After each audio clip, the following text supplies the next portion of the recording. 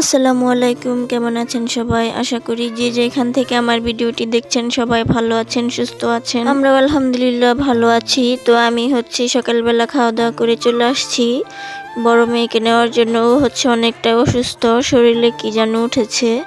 তো যার কারণে ওকে নিয়ে আসার জন্য আমি যাচ্ছি বাবার বাড়িতে।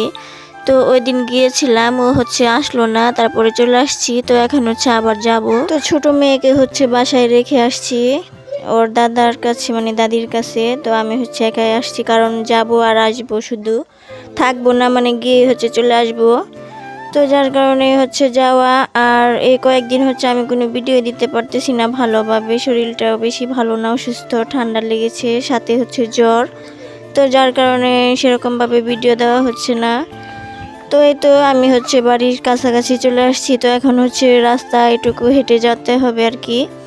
তো এখানে গাড়ি আসে, তো একদম দেখেন রাস্তাটা পুরো ফাঁকা, কেউ নাই। এখন কিন্তু দুপুরবেলা, তো দুপুরবেলায় আসছিলাম, একদম ফাঁকা রাস্তা। তো যাচ্ছি। তো আম্মাকে ফোন দিয়ে বলে দিয়েছিলাম যে ওকে তাড়াতাড়ি করে যেন রেডি করে রাখে, আমি গিয়ে চলে আসবো, মানে থাকবো না আর কি।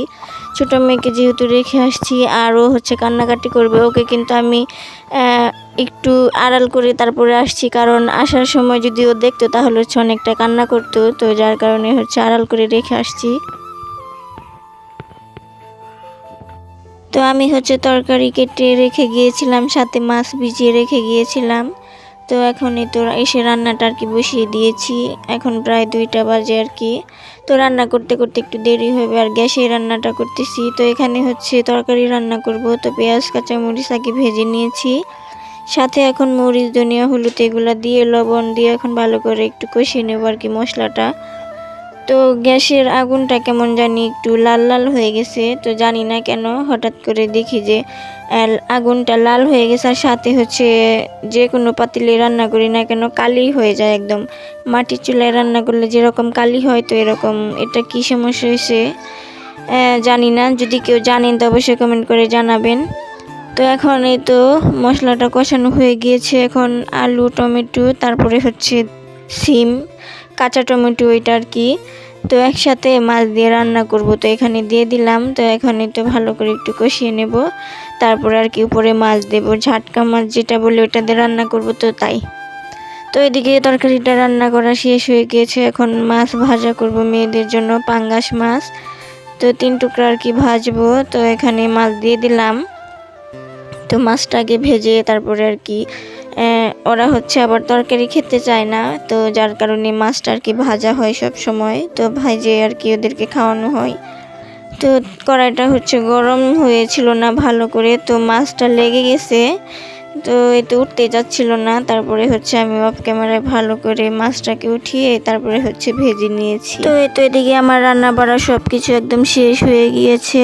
তো অল্প পরিমাণে রান্না করছি, শীতের মধ্যে কেন জানি না তরকারিটা একটু কমই খাওয়া হয়, তো বেশি তরকারি আর কি খাওয়া হয় না আর কি।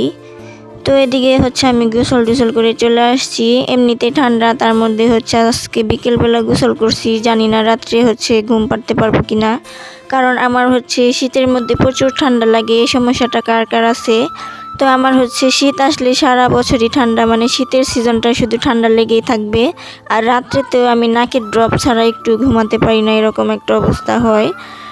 তো যার কারণে আমি একটু সকাল সকাল গোসল করি, কিন্তু তবু ঠান্ডাটা আর কি কমেই না। তো এতেও সমস্যা খাচ্ছি, এগুলা আসার সময় নিয়ে আসছিলাম। তো এদিকে বিকেলবেলা এখন মেয়েদের জন্য নুডলস রান্না করব। তো ওরা এখন নুডলস খাবে বলতেছে।